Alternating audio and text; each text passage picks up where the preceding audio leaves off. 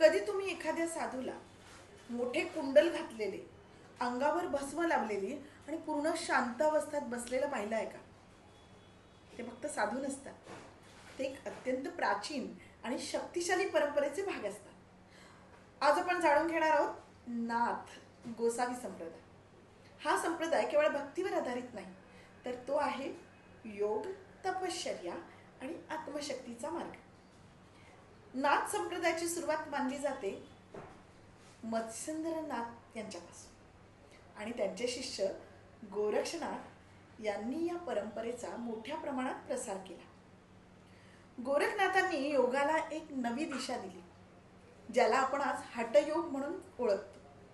या संप्रदायातील साधूंना नाथ योगी किंवा महाराष्ट्रात गोसावी असे म्हणतात. आणि त्यांची ओळख काय?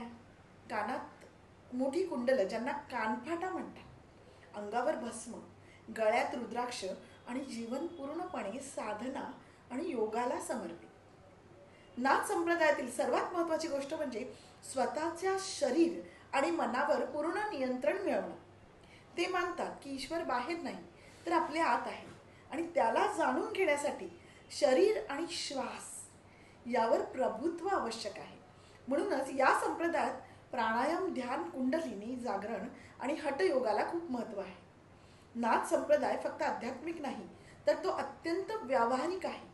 तो सांगतो, जर तुम्ही तुमचं मन आणि शरीर जिंकलं तर तुम्ही जग जिंकलं. आणि या संप्रदायाचा प्रभाव महाराष्ट्रात खूप खोलवर आहे. अनेक गावामध्ये गोसावी परंपरा दिसते. मंदिरांची देखभाल, साधना आणि लोकांना मार्गदर्शन करणारे साधू आजही दिसतात. नाथ संप्रदायाने योगशास्त्र जगभर पोहोचवण्यात मोठी भूमिका बजावली. आज आपण जे योग, प्राणायाम आणि ध्यान करतो त्यांची मुळे या परंपरेत खोलवर आहे. पण या संप्रदायाचा एक गूढ भागही आहे.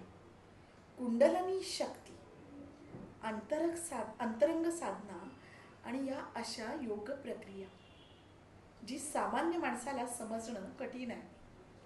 आणि म्हणूनच नाथ संप्रदाय नेहमीच थोडा गूढ, थोडा रहस्यमय वाटतो. पण त्याचा खरा संदेश खूप साधा आहे.